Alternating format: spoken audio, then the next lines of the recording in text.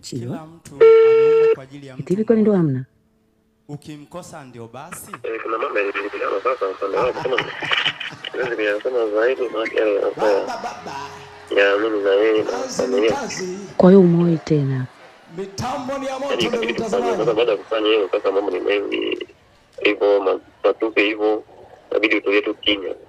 Sasa wanaokutukana kina nani?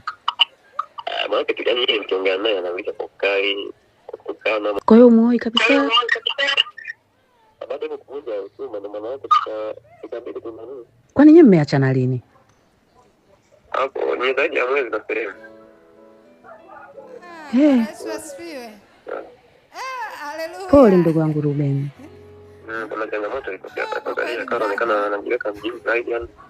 Anataka hao hivyo yani kila kitu anataka yeye anataka kuendesha kumwambia hivi anajibu hivi. Kila mtu ana haja Kama mtu ndani kama ndio hivi. Bwana Yesu asifiwe. Hiyo maisha yatakuwa hivyo kweli.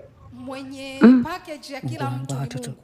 Nini kimewakuta Yesu wangu? Ile kwamba kwenye neno la Mungu haijaandikwa. Imagine. Hakuna tena ndoa ya Miriam Chirwa na Ruben. When time is right, God will make it Maswali ya kuniuliza kwa nini juzi kichanja tena. Utamwona na utamuelewa. Mimi kwa kweli sitaki kujua. Siamini. Acha tumtafute Miriam Chirwa mwenyewe. Kama kuna mtu atakosa mwenzi kwa sababu amepishana na wakwake. Ile kwamba haipo kwenye neno la Mungu. Shalom shalom mtoto wangu. Shalom na shikamoo. Marahaba, hongera. Bwana Yesu asifiwe.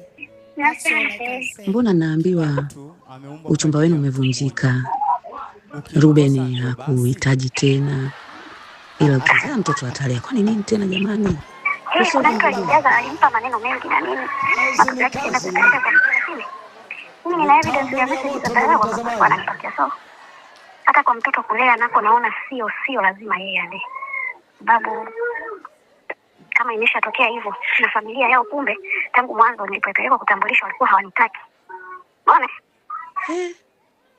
Walikuwa hawanitaki. Na hata Ruben alikuja kutoa mahali alikuja kama yeye na mshenga lakini hakuna ndugu yake aliyekuja. Mimi nilimuuliza akaniambia wako busy na nini alijificha. Kwa hiyo haikuwa na sababu tena ya kuendelea kunanilia. Hata kama familia haitaki mimi niwapelekee mtoto wangu. Watalea mtoto wangu. Damu yao lakini ndo mama yake.